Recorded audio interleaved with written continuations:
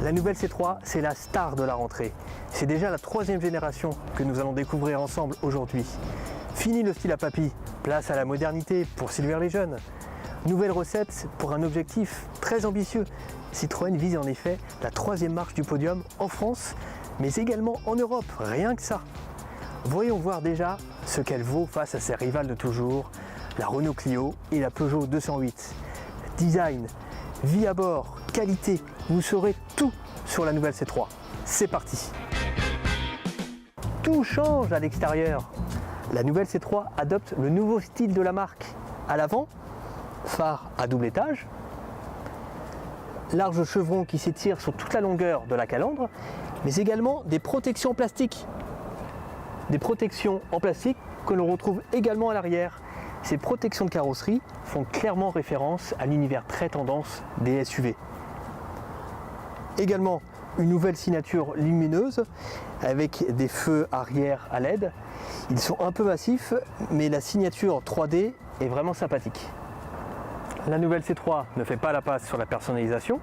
Sur ce modèle par exemple, on a un toit rouge, de nombreux rappels de couleurs au niveau des rétroviseurs, des anti-brouillards et des air bumps. Et oui, car la nouvelle C3 profite également de ces fameuses protections que vous avez déjà vues sur le C4 Cactus. À côté, la 208 et la Clio font nettement moins originales que la C3. Le style est plus classique, les lignes plus tendues, malgré les restilages récents. Bref, style ludique ou dynamique, c'est à vous de choisir. Bienvenue dans la nouvelle C3. À bord, la première impression est vraiment positive. La position de conduite est bonne, les sièges sont confortables, il y a de nombreux rangements et en plus, il y a même une fixation Isofix pour installer un siège bébé sur la place avant, ce que n'offrent pas ces deux autres rivales. La planche de bord est traitée à l'horizontale, tout est symétrique. On remarque immédiatement cet écran tactile de 7 pouces. Il est implanté un peu bas et c'est bien dommage car c'est lui qui contrôle toutes les fonctionnalités de la voiture. La ventilation, le GPS ou encore la radio. Il y a aussi des gadgets inexistants chez ces deux rivales. Cette petite caméra par exemple permet de filmer la route. Vous appuyez sur le bouton et vous démarrez l'enregistrement. Les images peuvent ensuite être diffusées sur les réseaux sociaux. Ça, les jeunes vont kiffer, c'est sûr. Bref, Citroën a tout bon, sauf sur le plan de la qualité perçue. Les plastiques sont trop durs à l'intérieur et en plus ils côtoient des éléments plus qualitatifs comme ces poignées de porte. Le résultat n'est pas assez homogène et sur ce point la C3 est loin d'égaler le niveau de finition d'une 208. Même constat dans la Clio qui a bien progressé depuis le restylage. À l'arrière, on est mieux installé que dans l'ancienne C3. La place aux jambes est un peu juste. Cela dit, c'est pas si mal pour une citadine de moins de 4 mètres. Et sur ce point, les Clio et 208 ne font pas mieux. Le coffre est vraiment spacieux pour ranger une valise ou des objets du quotidien. Par contre, la C3 souffre du même défaut que ses deux rivales. Le seuil de chargement est un peu haut et cela est vraiment pénalisant pour charger des objets lourds, comme ce pack d'eau par exemple.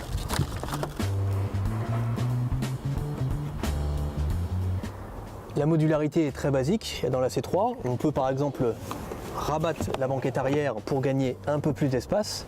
Par contre, il n'y a pas de plancher plat par exemple. C'est également le cas dans la Clio et les 208. Mais bon, c'est pas forcément un point faible sur le segment des citadines. La C3 reprend les moteurs de la 208. Normal, les deux voitures sont issues du même groupe.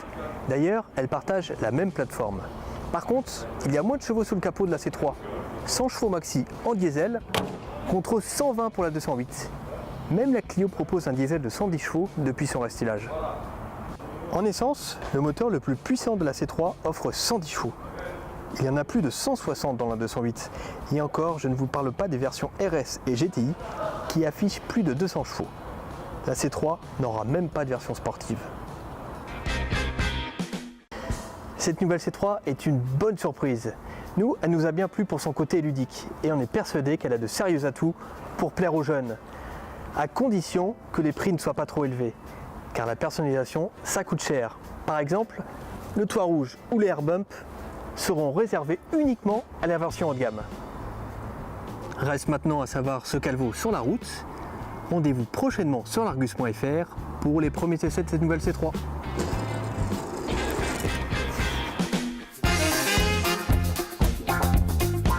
Vous pouvez par exemple rabattre la banquette arrière pour gagner un peu plus d'espace. Putain, attends, cette ceinture me fait chier.